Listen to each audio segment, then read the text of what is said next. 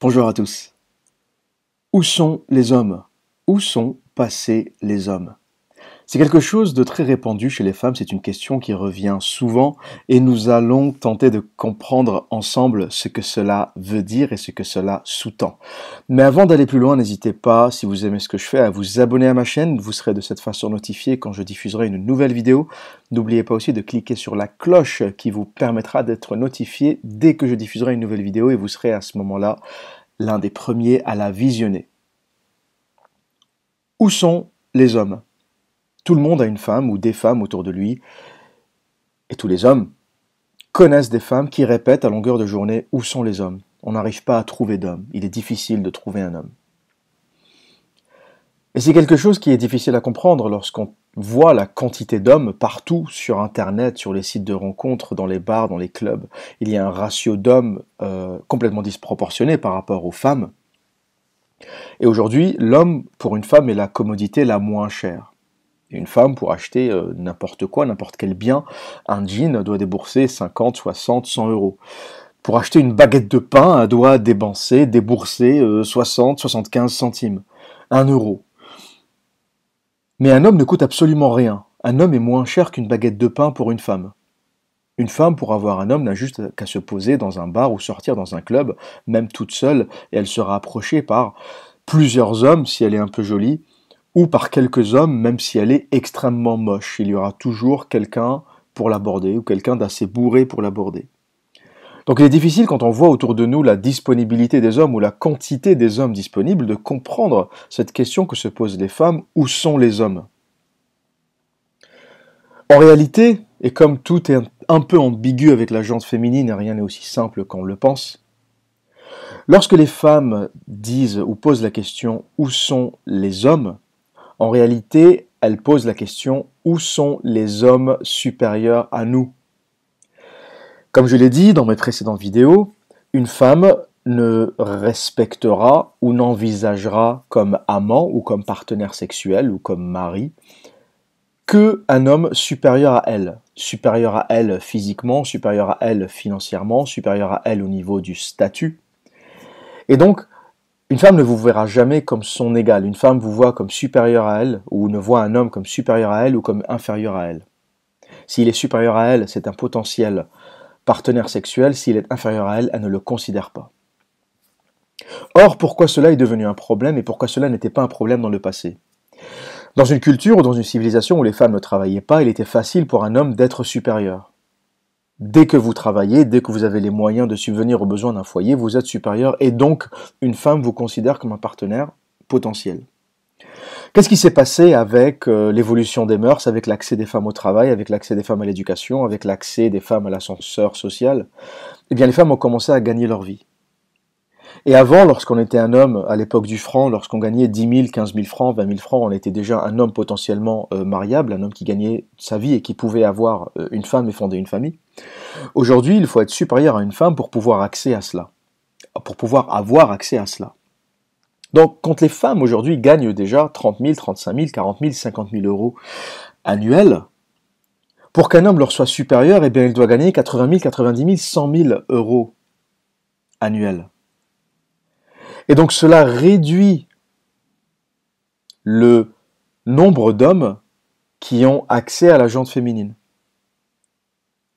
Parce qu'elle ne vous respectera que si vous êtes supérieur à elle. Et d'où la question, où sont passés les hommes? Parce que les femmes ne regardent pas la quantité d'hommes disponibles, parce que ces hommes-là ne sont pas supérieurs, parce que ces hommes-là ne sont pas considérés comme des partenaires potentiel. Vous êtes éliminé d'office. Dès que vous êtes inférieur, vous êtes éliminé d'office. Vous ne faites même pas partie, vous n'êtes pas dans le radar, elles ne vous voient pas. Donc elles ont un filtre qui fait qu'elles ne voient pas tout ce qui est inférieur à elles. Et comme les femmes ont accès aujourd'hui au statut, eh bien, le nombre d'hommes disponibles réduit, se rétrécit. Et je vais vous raconter une anecdote qui va confirmer ce que je dis. J'ai une amie à moi, femme, plutôt séduisante, qui a plutôt réussi dans sa carrière, qui gagne plutôt bien sa vie, et avec qui j'ai eu cette conversation et qui me disait « Mais où sont passés les hommes? Je ne comprends pas, je n'arrive pas. » Et elle est célibataire depuis quelques années maintenant. À part quelques amourettes à droite à gauche, elle n'a rien eu de sérieux ou de partenaire sérieux depuis quelques années. Et je lui ai posé la question en lui disant, combien d'hommes as-tu dans ton téléphone? Avec combien d'hommes es-tu en train d'échanger, de flirter, de parler, etc. Et elle me dit, je sais plus. Donc je lui demande de faire l'exercice et de compter combien d'hommes a-t-elle dans les potentialités avec ou parmi tous les hommes avec qui elle discute, qu'elle a en contact dans son téléphone, qu'elle voit de temps en temps. Et elle arrive à la conclusion qu'il y en a en fait une quinzaine. Donc elle a une quinzaine d'hommes presque dans son portfolio, dans ses références, donc des hommes qu'elle texte, avec qui elle échange des textes régulièrement, qu'elle appelle de temps en temps, avec qui elle va au cinéma de temps en temps, et des hommes qui sont tous des partenaires potentiels. Donc je lui ai fait prendre conscience tout d'abord que il y avait des hommes. Le fait qu'elle dise où sont passés les hommes est assez faux, parce que en fait je lui ai simplement fait réaliser qu'il y avait des hommes dans sa vie. Ce constat étant fait, on a commencé à regarder les profils ensemble. Et dans les profils, c'était « Oh non, celui-là, il m'intéresse pas ». Et quand on creuse pourquoi, c'est le profil artiste, il est très sympa, il est très marrant, mais il est paumé, il n'a pas la tête sur les épaules. Donc je lui demande de développer et on arrive à la conclusion, il n'a pas de fric. C'est une amie avec qui il ne se passera rien sexuellement, c'est une très bonne amie à moi, donc je pense qu'elle va me dire la vérité car je ne suis pas dans la poule des potentiels parce que je lui ai clairement fait comprendre que il ne se passera rien et d'un commun accord, on sait qu'on s'est un peu éliminé ou neutralisé. On s'est friendzoné mutuellement. Donc je pense qu'à cause de cela, elle va être assez honnête, même si une femme ne sera jamais à 100% honnête, mais elle va être à 80% honnête dans ses dires. Donc l'artiste est éliminé. Éliminé. Ensuite, il y a le cas de l'homme trop vieux. Il est sympa, il est marrant, il a une vie, il a un statut, mais faire des enfants avec un homme de tel âge, de X âge, ça ne m'intéresse pas. Donc il est éliminé. Après, il y a le critère physique.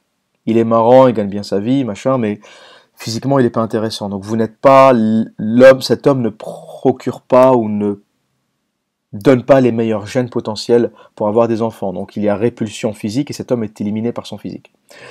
Et on est allé comme ça, on a au travers des profils, et on est arrivé à la conclusion, comme je viens de le dire, que elle a des hommes disponibles dans sa vie comme beaucoup de femmes. Toute femme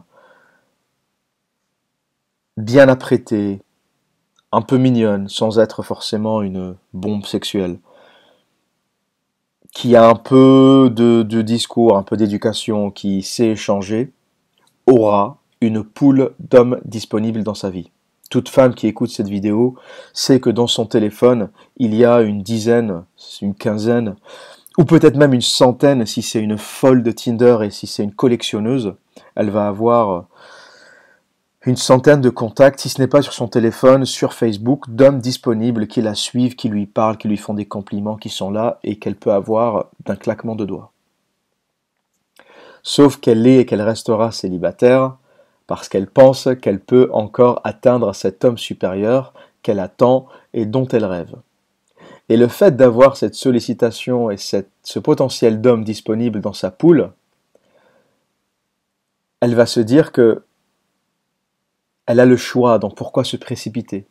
Elle va avoir une espèce de distorsion de son statut, et les femmes qui, il y a 50, 70, 100 ans, n'avaient dans leur village qu'une dizaine d'hommes disponibles, et quand elles éliminaient les hommes pris, les hommes trop jeunes, les hommes trop vieux, les hommes qu'elles n'aiment pas, il en restait 2-3 à choisir, et elles en choisissaient un.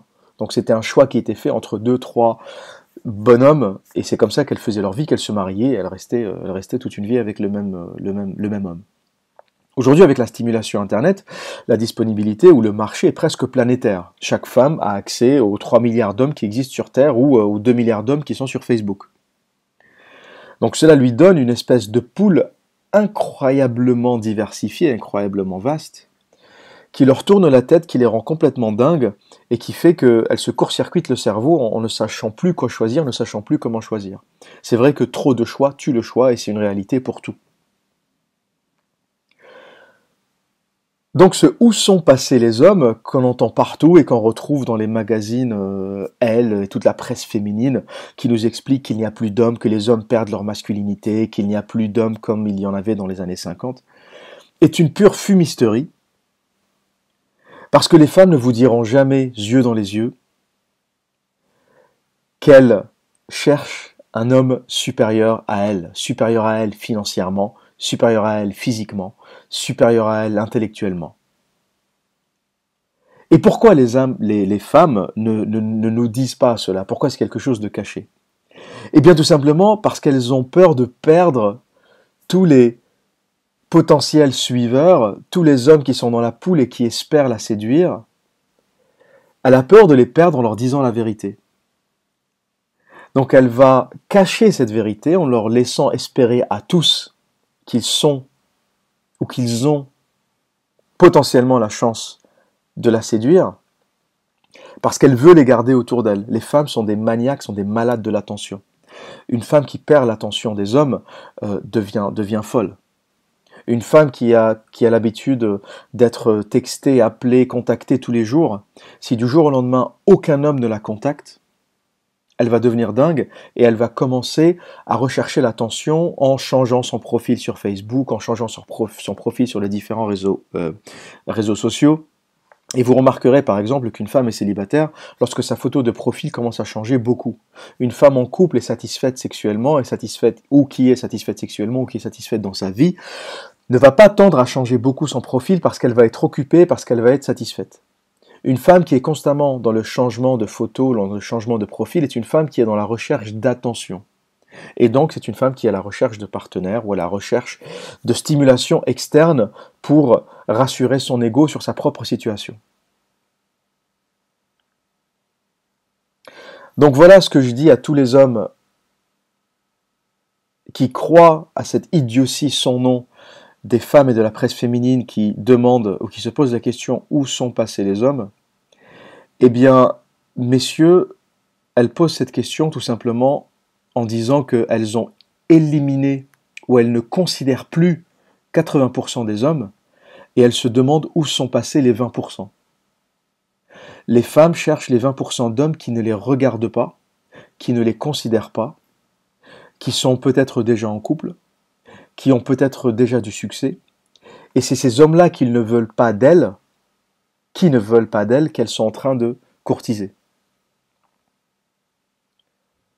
Les femmes, en posant cette question, disent où sont les 20% de footballeurs, d'investisseurs, de milliardaires, d'hommes d'entreprise, d'acteurs de cinéma, de top modèles, de traders pour les plus grandes banques du monde. C'est ces hommes-là qu'elles cherchent. Donc, où sont les hommes se traduit où sont les banquiers, où sont les footballeurs, où sont les investisseurs, où sont les rentiers, où sont les fils de familles royales ou de familles princières, où sont ces hommes-là? C'est ça qu'elles veulent, c'est ça qu'elles cherchent. Et vous êtes d'office éliminés. Cette question où sont les hommes ne s'adresse pas à l'homme moyen. Elle s'adresse à l'homme supérieur. Où sont les 20% d'hommes supérieurs qui ne nous regardent pas? Tout simplement parce qu'ils ont accès à toutes les femmes qu'ils veulent et ils ont tendance à ne pas se marier ou ne pas se stabiliser ou ne pas rester avec une seule femme parce que quand vous avez ce niveau d'attention, quand vous êtes un homme, quand vous avez ce niveau de réussite, pourquoi vous emmerder avec une seule femme? Ou alors, vous avez trouvé la perle rare, et à ce moment-là, vous êtes, pour des raisons de commodité, avec une seule femme. Les familles royales, les familles princières, William restera avec Kate Middleton parce que il y a un intérêt familial. Il y a intérêt à avoir un enfant pour faire perdurer l'espèce, pour faire perdurer la royauté. Il y a un intérêt à rester en couple et à donner l'idée de famille modèle parce qu'il y a toute une image autour de la royauté. Donc c'est pratiquement un mariage d'intérêt. Donc William, même s'il a du succès, même s'il peut en claquant des doigts avoir n'importe quelle femme au Royaume-Uni, il n'y a que voir que pendant ses apparitions, le nombre de groupies presque qui l'applaudissent, qui essaient de l'embrasser, qui essaient de lui baiser la main. Il pourrait avoir en un claquement de doigts n'importe quelle femme, j'allais dire presque dans le monde. Sauf qu'il ne va pas le faire et il va rester marié parce qu'il y a un intérêt supérieur de la royauté, presque un intérêt supérieur de la nation, qui fera que cet homme restera en couple. Et William fait partie des 20% d'hommes ou de types d'hommes que les femmes recherchent.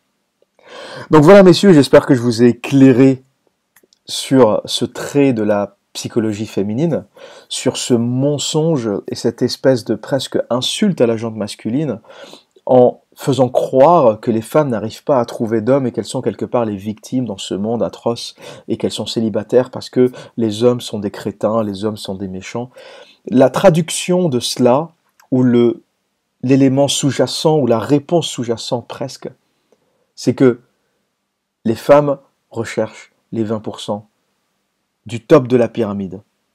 Et en posant cette question, les 80% n'ont pas à y répondre parce qu'ils ne sont pas concernés. Elles ne s'adressent pas à vous, elles s'adressent aux 20% du sommet de la pyramide. Et c'est pour ça que je pousse ou je conseille aux jeunes mâles de se concentrer ou de développer leur vie personnelle indépendamment de la recherche de la validation féminine. Il faut devenir quelqu'un, il faut faire son chemin au sommet de la pyramide, il faut grimper et faire partie des 20% du sommet de la pyramide, et ensuite, sans que vous n'y fassiez même attention, vous aurez cette attention et cette sollicitation des femmes que les hommes recherchent tant. Et à ce moment-là, vous ne vous poserez même plus la question de comment draguer, comment approcher, comment séduire,